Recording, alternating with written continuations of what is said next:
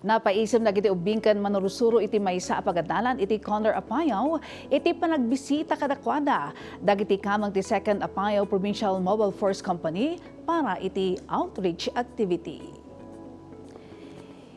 Imbet dagiti nakakahon at tulong pinagtutulungan dagitoy a binagkat dagiti kamang ti unit a paturong iti Turayok Elementary School. Ditoy damoten nga imbunong dagiti school supply kadagiti learner.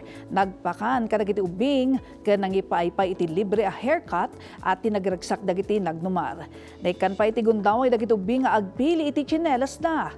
Ti aktibidad ket panang suporta ti unit iti edukasyon ken panangaywan ken panang suporta kadagiti ubing.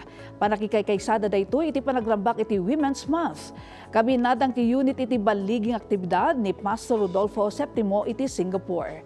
Pudno unay nga wan kaparis ti ragsak Amerikna iti panangipaay iti serbisyo komunidad.